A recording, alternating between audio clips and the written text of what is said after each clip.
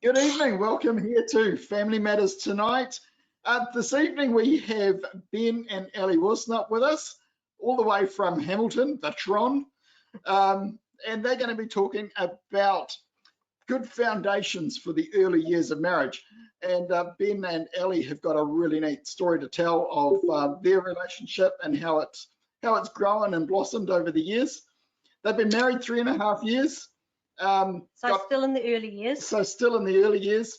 They've got baby number 1 on the way, which is very exciting. So yeah, we're looking forward to talking to them tonight. So welcome, Ben and Ellie. How did you both meet? So we met at an Easter camp, or what, when we were about 17 odd? Yep, give or take. Give or take. Yeah, I was just at the Easter camp, and Ellie, it was the first camp you went to, wasn't it? Came with her friend Caitlin, and yeah, we met at the camp and started talking and found we had a bit in common, and then we became good friends from there. So Cool. yeah, you want to know how it started? That's how it started. Easy, right? Pretty basic. So what attracted you to each other? I think definitely for me it was, she was just so easy to talk to. Like, it was the sort of person that you could just talk and talk and talk and not realize where the time has gone. We never had a silent moment. And I was the kind of person I felt I could open up to, I suppose. I don't know what it was like for you. Yeah, I'd say that's pretty similar. I mean, I guess Ben kind of struck me as the sort of person who was nothing too like daredevil, because I'm a bit of a safe, play it by the rules kind of safe sort of sheltered person. But enough that it was like, he was willing to, go for a swim in the sea and do kind of stuff a little bit more spontaneous, but nothing too scary at the same time. So it was nice to sit there and go, oh yeah, he kind of seems like fun, like nothing too scary, but kind of enough to kind of keep you testing your comfort zones in some ways. So that was kind of cool. But yeah, I agree. I think the biggest thing for both of us was it was to find somebody that you sit there and go, oh my gosh, it's so easy to talk to this person, and conversations just happen out of nowhere. And especially for me, going to my camp, to find somebody who, every conversation you have is kind of like, hi, how are you? What's it like? How are you finding the camp? End of conversation. And so talking to Ben, it was kind of like, we talked about all sorts of random subjects. And so I guess, yeah, being a first camp, it made a big impact, sitting there going, oh, I can actually really get along with somebody that's really nice. Yeah. So just backing up a bit, Ellie, so you didn't come from a Christadelphian background. You were a school friend of Caitlin. So obviously along the way, your relationship with God had to develop. So you found that you sort of, that sort of worked in tandem with your growing relationship with Ben? How did that sort of work? I guess so. I mean, I have to admit, like, my initial intentions for attending camps and attending CYC was quite selfish, in the sense that I wasn't attending for God, I was attending for the fact that I enjoyed the people that were there, and I enjoyed the opportunity to make friends. And there was something really, to me, appealing about a group of people who didn't go to parties and didn't, do drugs, because I didn't fit into that group at school. And so you kind of felt a little bit outcasted unless you knew the kind of people that you were looking for. So my initial intentions of attending things was quite selfish in that sense, but as you can imagine, it grew over time to sit there and go, you get an understanding of God and what he does for you, and you start to see him working in your life, even in the smallest ways. Yeah, so I don't know, I feel like I'm not really... So having a Bible, the Bible as a background in Ben's life, was that something you also found attractive? Was that something that was quite appealing, having that Bible basis? I suppose it was kind of more, I wasn't into like the drugs and the drinking and the partying, and it just didn't interest me. And I think for you, that's probably what more. Yeah, I guess that was kind of what felt like I had something in common with Ben, is the fact that neither of us were into that stuff. And you kind of attend a Christadelphian camp and nobody's really into that stuff. But yeah, I guess there is a level in which, when you're I've never really dated anybody outside of the truth, in all honesty.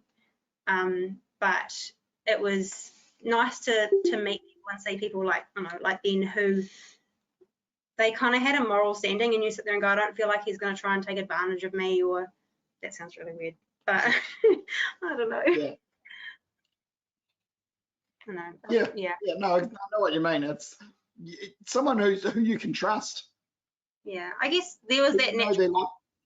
sit there and feel, you just feel a little bit safer. You sit there and go like, I know, they kind of have other people's best intentions at heart.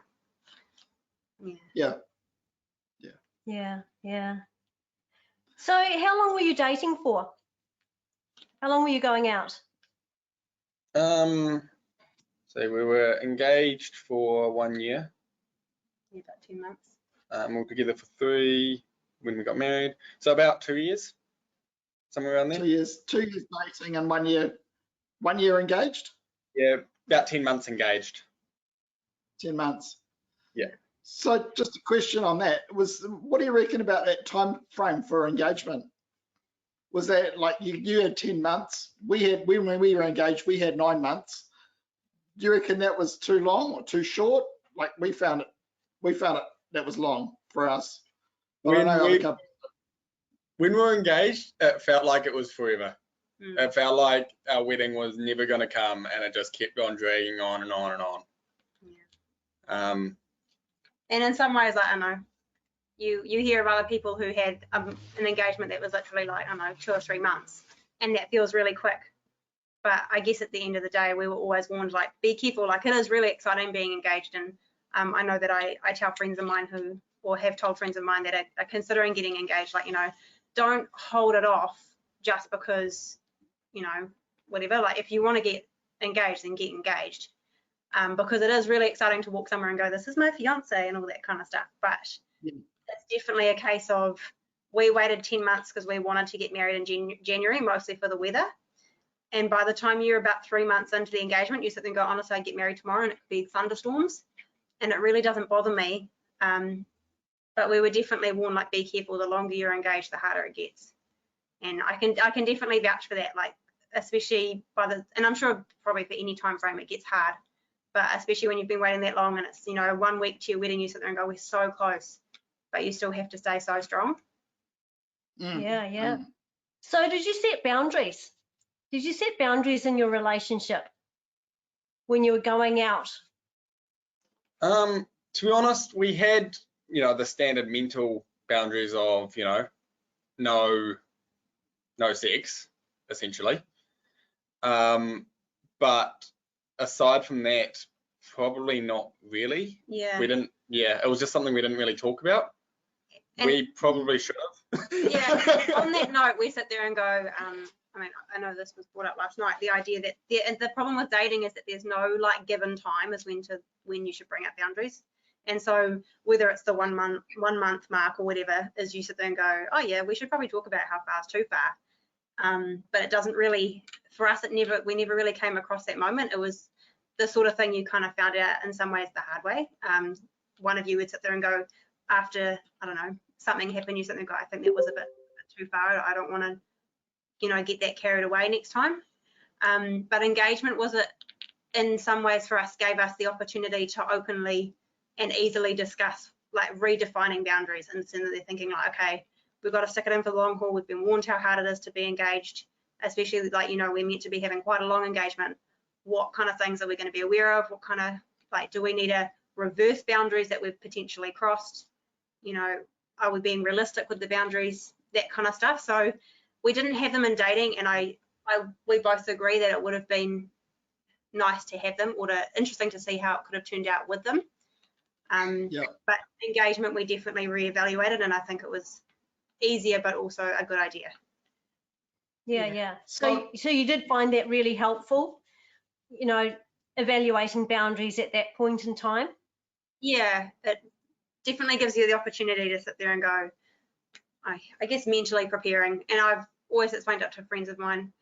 Again, we kind of got married before several of our friends got married, so it gave us the chance to sit there and go, please try and learn from the mistakes that we made. And it's one of those things, having talked about boundaries, even if it's the sort of thing you might not want to discuss with your parents at a really young age before it even becomes an issue, just so that if you ever come to that moment, you kind of have that flashing light that sits there and goes, I think I'm going a bit far. Because if you don't discuss them, you don't have any sort of line that you're crossing. Yeah. Definitely. So what would you say to, what would be your advice to someone who's going out at the moment? You know, if you got a young couple who's going out before they get engaged, what sort of, would you encourage them to have that discussion? Or would you say, well, wait till you're engaged? I would say probably the sooner the better. I suppose because that way it's out on plain paper. Everyone knows where they're at. There's no questioning, that sort of thing. Yeah. It's sort of a bit awkward in a way because you're sort of presuming you're going to go a bit further, I suppose. Yeah. So I suppose once you both kind of reach that stage where you will, you know, reach that stage of, I think I'm in this for the long haul now. You know, I feel like this is going somewhere. I would say you should be having that talk, and didn't have that talk until we got engaged, and by that stage we're really in for the long haul.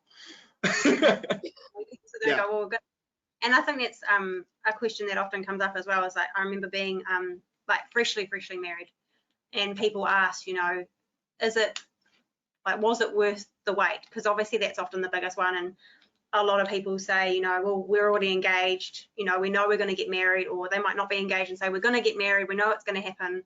You know, if we're that committed to each other, do you think it makes a difference to wait, or to, you know, if you're kind of mentally committed, is it really a difference? And it's kind of hard to explain why, because your in-laws are sitting on the other side of the camera. But you sit there and go, like, sort of thing, you do sit there and go, yes, I do genuinely feel it was worth the wait, even for the mental side of it. The relationships that I'm aware of where they didn't have the opportunity to wait, it didn't kind of plan out like they hoped it would. Often the guilt got to them before the relationship actually was, like, you know, sealed as such. And so it's amazing how carried away we can convince ourselves that something's okay, and then it doesn't take long for our conscience to kick in and go, you've taken that too far, and it can start to undermine a lot of stuff. You question everything. And so even just that sense of it, I would sit there and go, you know, or to people that asked, it was definitely worth the wait, because if you're that committed, is it really worth, it's such a small sacrifice to wait until you know it's approved by God in that kind of sense. Yes. Yeah. I remember being at a camp and being left behind one evening whenever all the kids went out, and we were left behind with a few couples. There was about three couples, and we were all just having this heart-to-heart talk around a big pot of custard that we were stirring, and we all came to the conclusion that there was stuff that we regretted in our relationships. None of us had had sex before marriage, but we'd all regretted how far we'd gone. And that was every single one of us. And, you know, from a number of different relationships. And, you know, I'm just really, like you, I know, really keen to get that message across that says, you know, keep yourself pure until you get married. It's so important, and it saves all those regrets. Yeah, and I think that was the thing that we found is when we did our pre-marriage classes with you guys, and we found them, like, they were interesting, and it's the sort of thing I would like. I'm not saying they have to do them with Rob and Sharon, but I would definitely recommend them, because it makes you consider stuff that you kind of just brush under the rug or don't think about, and it's the little things that tend to trip you up in your first couple of years, like, I don't know, sticking your socks in the washing basket. Crochet needle. I'm never going to be forgiven for that. Never. We'll come to that one soon. But yeah, like when we were doing our marriage classes with you, it touched on the subject of why we don't press the red button. But it's a shame, I know Ben and I both thought it's a shame that we're being told this now, when really, normally by the time people get to their state of engagement, they've potentially already crossed a lot of the boundaries that we're warned not to. And it's simple things like there's a psychological thing of even just kissing is amazing, how your brain really cannot differentiate that between kissing and full-blown red button. But it's little things like that. I feel it's hard to bring up, I'm sure, as we're not parents and we don't know how that is, but it's a conversation I feel like we possibly are lacking, and there's a lot of young people can get into hot water because we actually don't know any better, and we aren't given the reasons as to why we're asked to wait, other than because God said so, which when you're a young teenager, it's not normally quite enough. Yeah. So what sort of things do you recommend in a dating or in your engagement time that really helps to get to know each other, and you know, in a really good and wholesome way that's really, really helpful? What did you find helpful for yourselves? For us, well, obviously talking is a big one. You know, like going out to the dates wasn't helpful. Oh, going out on dates to the movies wasn't helpful. But Yep. when you can actually just walk around the block or do a bush walk and just talk, you know, and get that communication going is probably really helpful. And I think for us, most helpful was actually organizing things together, as when we realized whether we were compatible or not. Yeah. As when you have to. So what sort of things did you organise? Well, it could have been anything from, you know, an activity with CYC, and so you both kind of have to work together to arrange a venue and to arrange what time and what people need to bring, and so you kind of tend to divvy up roles and responsibilities. But even like, I know for me, I found it really beneficial for when we might have gone to June weekend, and me living in Auckland, I would take a couple of people down to Hamilton, then we'd pick up some more people from Ben's CYC, and we'd go the rest of the way from Hamilton down to Wellington. And it was really cool getting to see how we worked, like separately but also together. Like I was in charge of arranging the Auckland crew, and he would arrange Hamilton. We had to meet somewhere in the middle, make sure everybody was prepared. What did we do if somebody had forgotten a pillow? Like all that kind of stuff. In some ways it was kind of like parenting 101, but it was little things like that where we got to sit there and go, you get to see people's strengths and weaknesses. And so I don't know, it's hard to explain, like Ben was always the driver, and so that's kind of little aspects where I got to sit there and go, okay, so in married life I'm quite content not to drive, and Ben is more than happy to drive, so I was okay with that. It also helps that I get car sick unless I'm driving. Yeah, aspects like that really gave us the opportunity and to actively be looking, is this somebody that I get along well with? Because I'm not sure about you guys, but I do seriously consider how even just simple CYC team building is a big tell onto how that works. And if you end up in a screaming match over building a sandcastle, you possibly have bigger things to work through than just marriage. Yeah, or sandcastles. Yeah. So when we were chatting with you yesterday, you were talking about how really helpful it was for you both to spend time with each other's families. Oh yeah. Tell us a little bit more about that. Yeah, so because Ali was from Auckland, from Hamilton, when we saw each other, we went up for the entire weekend. And so I would stay at Ali's parents' place at when I went up, and she would stay at Mum and Dad's when she came down. And it meant we got to see the family dynamic, I suppose you would call it. See that whether or not we actually got along with the other person's family.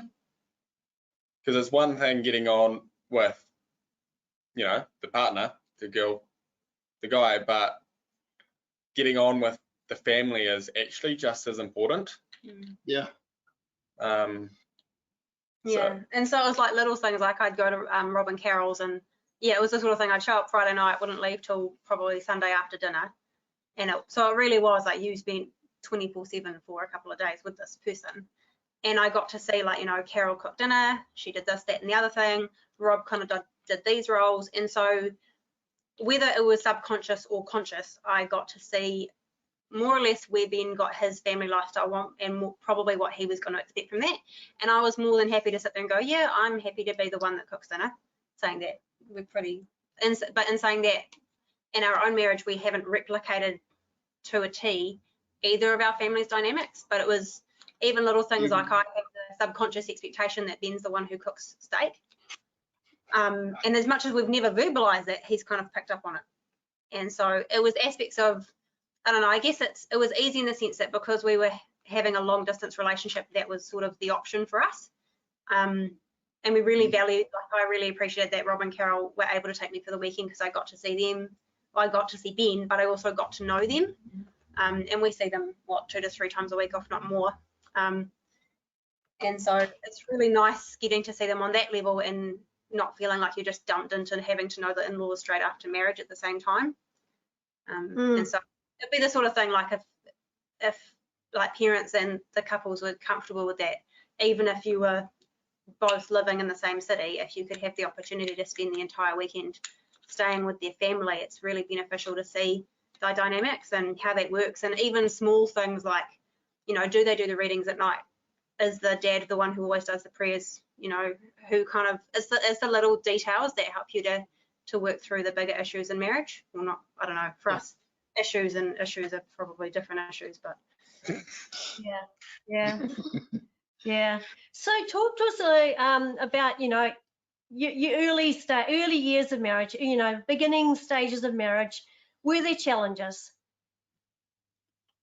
I think for us, the biggest challenge was, other than the standard trying to figure out your roles, I know it was a challenge for me. Ellie had like emotions and stuff. Oh, you did it, did you, Ellie? yes, what happened? I grew up in a family that we didn't really show our emotions very much. Like, I don't know what we did. We must have bottled them up or something, but, you know, showing emotions wasn't really a thing. And then we got married and, like, Ellie cried. And I'm sitting there going, I've broken her! What have I done?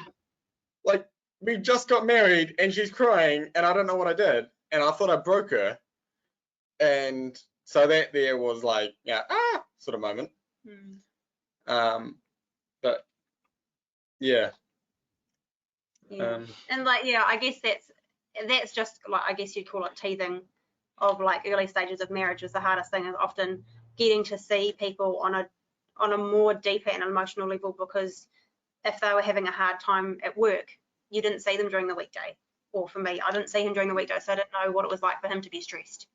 And little things like Ben not putting his socks in the washing basket was the sort of thing we kind of learnt, well, how do you bring that up as a newly married wife without looking like an absolute ogre, because it's just socks. Like little things like that, it's like just teething issues, like how do you bring that up and not become a victim, but also not play the blame game and all kinds of little things. And for Ben, like when I am crying, because I still do, I'm better, but like what does he do, what helps, what doesn't help, that kind of stuff. It was getting to see the emotion of the other partner that you don't get to see, I don't know, unless you really are living with them. So Ben, give us some advice. Those of us who are husbands need this advice. What do you do when your wife is crying and she looks like she's broken? Run! Run!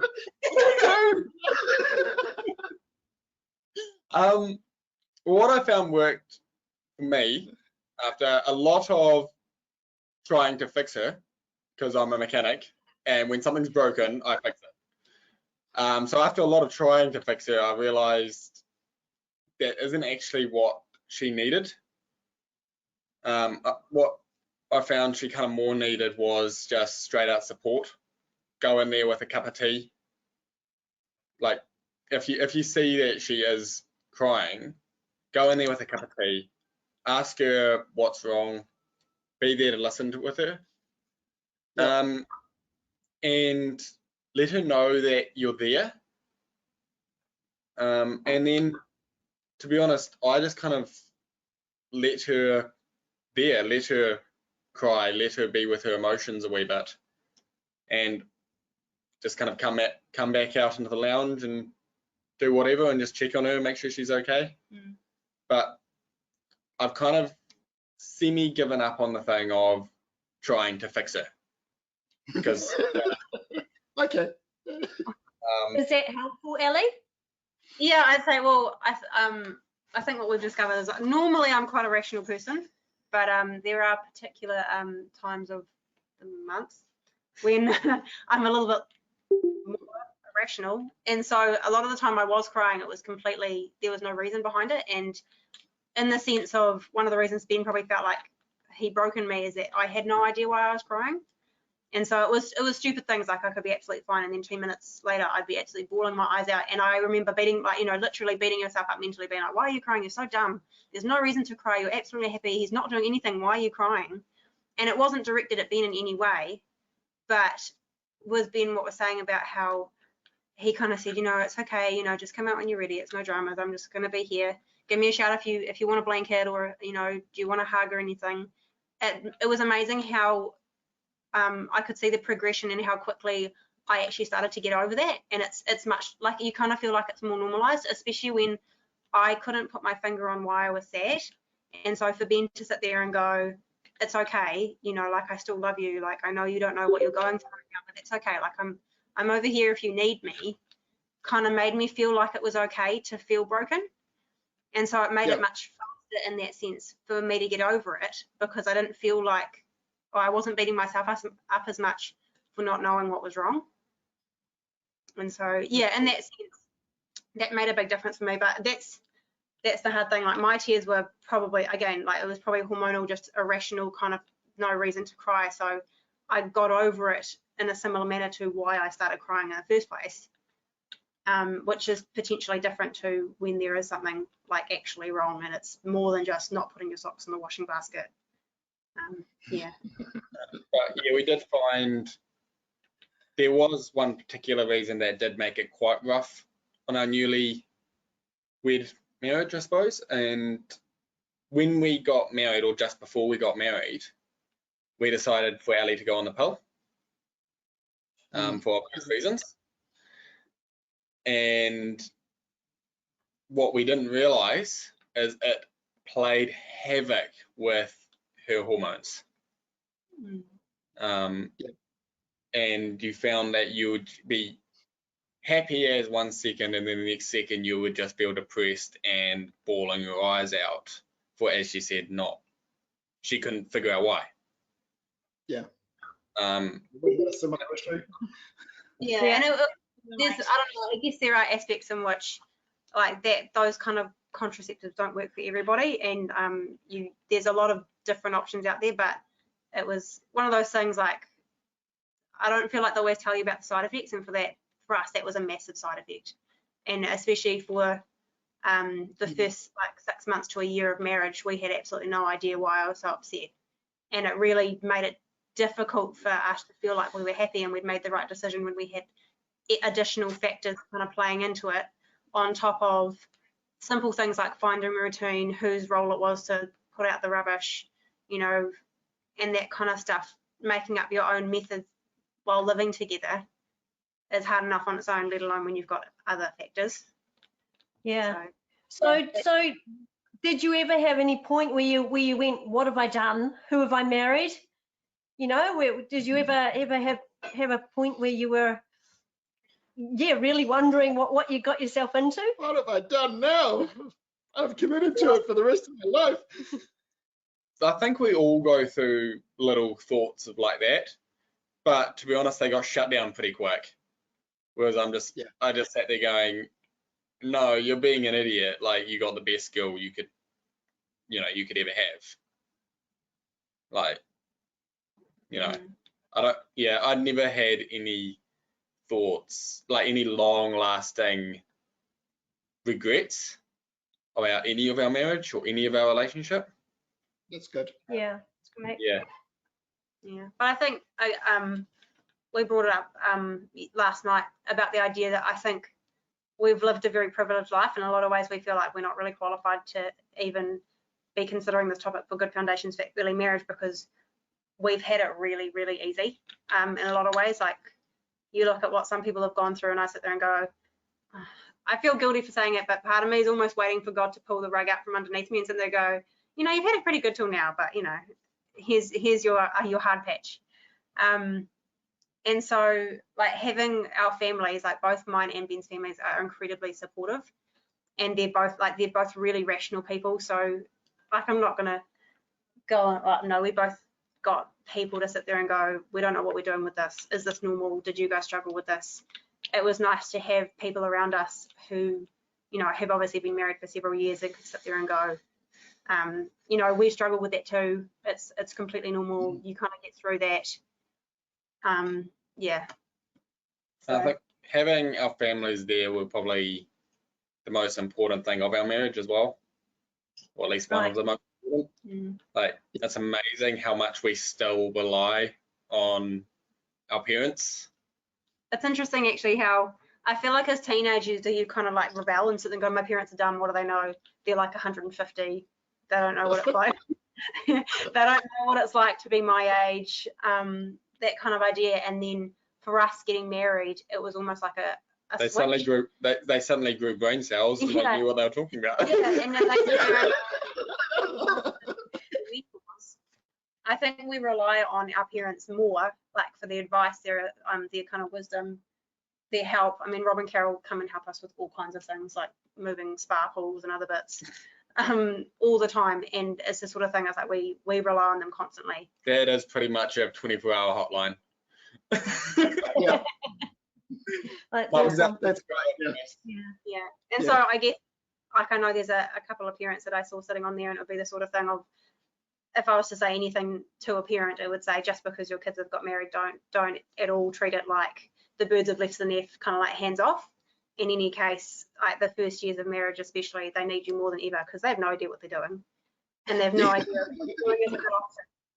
And so like having that support and being invited around for dinner like you normally would have, or coming around for them to dinner at their place is really exciting. Like even now, it's really exciting when we have people over for dinner. We're like, oh, we're like adults. Well, you are like adults. You are adults. But on that note, how much involvement is good, and how much, you know? How much is too much? Yeah. Because you do hear of a lot of stories of in-laws, you know, that the proverbial in-law who's sort of like Frankenstein marching into the house. I think we said before about it's important to get along with the family. And for both of us, we both get on with the family. And so our social life is actually our family. So like neither of our parents really push themselves on into our personal matters or anything. They don't push, but we kind of go to mum and dad. Yeah, so I think in a nutshell it would be the case of, it's the sort of thing that normally we're the ones to bring it up. Like they can ask, oh, how's your day going? And if I want to get something off my chest, I'll bring that up whether they ask me or not. And there is a level where you sit there and go, there are some things that should remain in a marriage, and sometimes as a parent you probably need to sit there and go, I'm not comfortable with how much you're telling me. But yeah, I guess it's the sort of idea, like I really appreciate how they don't pry whatsoever. In any case, I probably open up too easily. So in that sense, it's nice to know that the support's there if we need it or ask for it. Yeah, that's great. Yeah, but I'm sure if they were to look from a distance and sit there and go, you guys are really going down an interesting path, that they'd probably intervene. I don't know if they'd have like a whole sit us down and whatever, have a massive talk, but they'd probably just kind of start to give you hints and pointers. I'm not sure if that's a great method that you're using or whatever. But yeah, parents are definitely kind of like the guidebook to marriage because they've done it before you. They know what doesn't work. They know what works best. Yeah, gives you something to work with. Yeah, it's awesome. So what have you both done to grow spiritually together? Ellie, that's all you. So I guess you know how they say that you've got like a spiritual journey, and it kind of has like hills and valleys of how well you're doing. And when you're married, it's not like you just suddenly become one big hill and valley. You just have completely different hills and valleys. So there are moments where Ben is on like a great spiritual high, and he's like, yeah, we should do this, and we should listen to a talk on the way up to Auckland, and blah blah blah blah blah, and puts his hand up for organising. And there's other times when he's kind of at a bit of a flat line, and I'll be the one to be doing that, and you sort of drag the other one through your enthusiasm. But yeah, I wouldn't really say we've got an answer to that one. We're still kind of figuring that one out. We don't have a method. It's still we're kind of going through our highs and lows. Sometimes we're at the same point together, but a lot of the time we're kind of opposite ends or halfway in the middle. So if you guys have suggestions, we're all ears. But So- it is good. It is good that even, you know, if you do have your highs and lows, what's happening with your marriage, well, from what you describe, is that the highs are pulling the other one. Yeah. We pull that way. Works better on the screen. And saying that, like, the meeting and Bible class and, you know, spiritual things like that are still the most, like, the guiding point in our lives. Like, they are still the most important thing in our lives. Yeah. And yes, we all go through spiritual highs and spiritual lows, but in terms of going to the meeting and praying and the bare basic stuff like that, it is still the most important things in our lives. Yeah. You know, like, Yeah, so sometimes that you've made that a priority for yourselves then. Yeah, I was like, even little thing, the first time Ben or one of us was sick on a Wednesday night and they couldn't go to Bible class, it was kind of this weird moment where you suddenly have to make a decision about, am I going to go to Bible class without them? Am I allowed to do that? Are they going to think we're getting divorced? Like, it's these little things you overanalyze something so simple. And we decided that if one of us couldn't go to Bible class, the other one would. I mean, there's no reason to put your spiritual life before just because of their illness. Like, if Ben was absolutely bedridden and it was unsafe to leave him home alone, then you take that one as it goes. But little things like that, if I guess that was a decision that we made as well. It was, you know, we would still attend things even if the other one wasn't able to, because like going to the meeting or our spiritual life, at the end of the day, you want to get to the kingdom together, but it's also a personal journey for each of us. And so that was something that, I don't know, again, something you don't necessarily consider talking about pre-marriage until it happens and you suddenly have to make up your mind in 10 minutes. Yeah. So yeah. But yeah, like we still attend CYC, and we've kind of been discussing or not whether we'll continue once we've got a baby. Are we still going to do Sunday school once we've got a kid? All that kind of stuff changes based on your circumstances. And I know most of the reason we still continue to attend our CYC is that we don't have super high numbers, and so it's really easy for two people to go missing, and all of a sudden the CYC is halved in number. We're not quite that small, but you notice people are missing, and so the last it stopped going. And then when the 13-year-olds now get to 23, sit there and go, well, Ben and Ellie stopped going when they got married. You know, we're not married, but we're 23. Do we just stop going?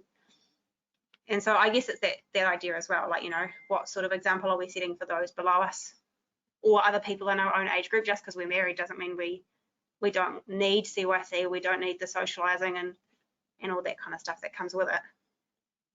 Yeah. Yeah, and you are a great example.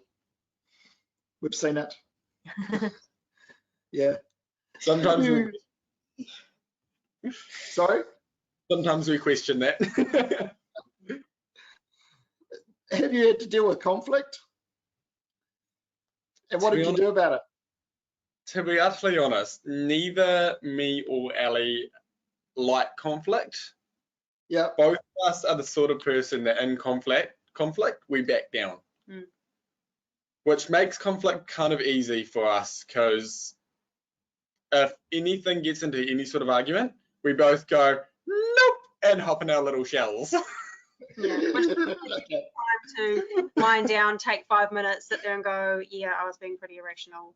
you know, one of us normally reaches a point we feel the need to apologize. So we're very, very blessed in the sense that since neither of us enjoy screaming matches, neither of us start screaming matches. And so we've never, I wouldn't say we've really ever had an argument. Not a big screaming, throwing thing argument anyway. Like we've had discussions and disagreements. And things we disagree on, but and irritations like socks. Yeah, little things, and you sit there and go, you just bring it up in a bit of a gruff voice, and they kind of get the idea.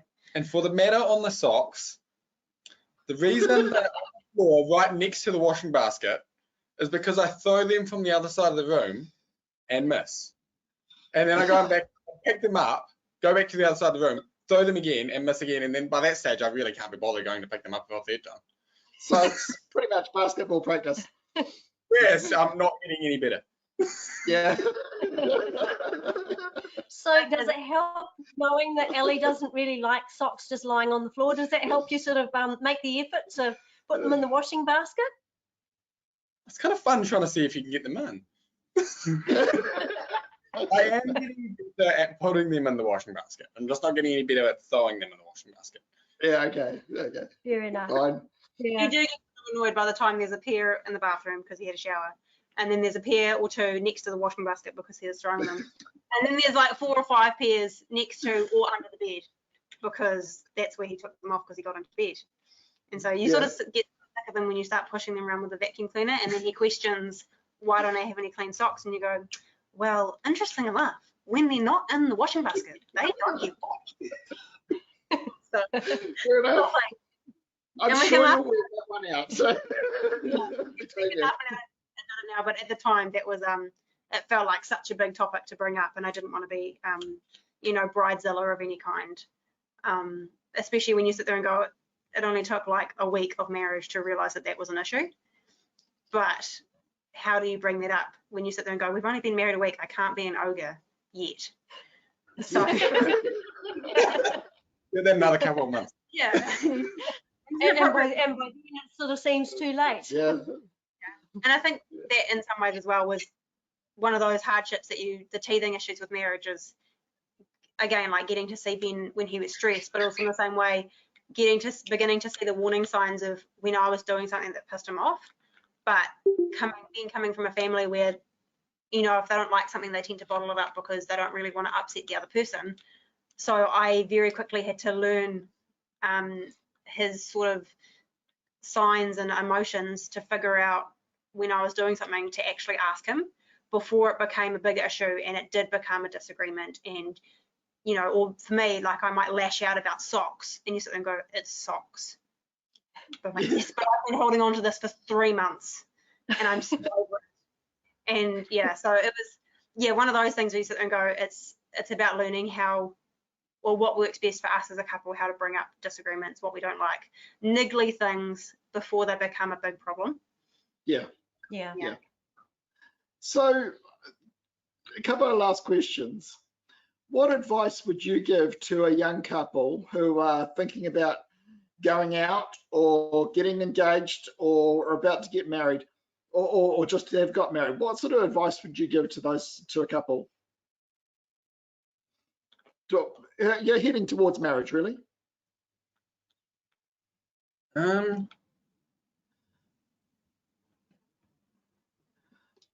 I guess it would be reevaluate boundaries. I think that would be a really important one. Like that's one that I would not skip over lightly. For me, it was also not listening to all those people, especially at work, that said marriage is dumb, that it's an outdated custom. You know, why are you getting married, sort of thing. Well, you're so young, why didn't you just live with them? Marriage to me is probably the best thing I ever did. Don't listen to all the people that say it's dumb, it's stupid. You know, you're too young. Yeah, and in that same way, like I'll second that. That was best I'm thing I ever did too. very much an advocate for young marriage as well. Like I know it's easy for us because we were like 20 and 21, but it's nice to sit there and go, like the first time we moved out, we moved into a house together, and so we got to sit there and go, where do we want to put the cups? That's a dumb place to put the cups. little things like that where you get to build all the tiny steps. And it really is like you play little families as 5 and 6 year olds, and being married, like especially, I don't know, well, getting the first few years of marriage for us, even now, still feels like we're getting to play families for real life. Like you have people over for dinner and you have tea and coffee with people and you do baking and you make biscuits and all the little things that it feels like you are playing families in real life. I lost my train of thought. But yeah, that's, no, what else? Yeah, I lost my train of thought. Cool. Yeah, no, that's really cool. So moving on, what would, you know, from your first few years of marriage, what advice would you give to newly married couples? Or any couple to help them grow strong marriages. Yeah. I would definitely just say hang in there. For us, our relationship, it has only gotten better since we got married. Yeah, and like the whole, yeah, like don't, like for us, the first 6 months to a year of marriage were the hardest of all. And again, a lot of it's teething issues. A lot of it was additional factors. But it's the sort of thing, like don't base it off the first 6 months. Yeah, and you grow closer the longer you're with them, and you reach a stage where, you know, you can't see life without them. You know, you couldn't do life without them. You know, if they weren't there, you would sit there going, I don't know what to do. This is, you know, literally half of me is gone. I remember when we were dating, actually, somebody was saying to us, like, you know, you've reached a pretty serious point in your marriage or in your dating relationship when it gets to a point where just because they're not going to CYC, you sit there and go, what's the point of going? Like, you know, it's not going to be any fun if they're not going to be there. And it could be anything. It might not be CYC. It could be rock climbing. It could be anything. But because they're not going, you sit there and go, oh, well, I'll go. But, you know, it's not really the same. And it's kind of nice to sit there and think, like, you've reached that point in your relationship and then you get to marriage and you, I don't know, I wouldn't say we're dependent on each other, but it is the sort of thing, like, it's just not the same. And so to reach that point in marriage where you sit there and go, you love this person to so many pieces that it's just not, it just, in a lot of ways, it doesn't feel like it's worth doing stuff without them. Like, you don't want to go and do something by yourself because it's way much more, that's good English, way better to go do it with them or take them along with you, because that's what you're doing, you're building life together. So yeah, ultimately, don't base it off the first 6 months of marriage, because that's potentially going to be, you know, teething issues. That almost brought a tear to my eye, Ellie. Thank you so much for sharing with us tonight. Yeah, you've been really great, open and honest, and it's some fairly difficult and taboo subjects that we traverse in talking about this. So thank you so much. We really, really appreciate that you've been willing to have this chat and yeah, share some of the highs and lows of what courtship and marriage has been so far for yourselves. Yeah, thank you. That was really amazing. Thank you so much, both of you. And I know you will have been an inspiration to a lot of people tonight. So thank you for that. Looking toward next week, we have another exciting marriage topic, actually, what to do when you really mess up. So we've discovered tonight that Ben and Ellie sort of withdraw into their shell.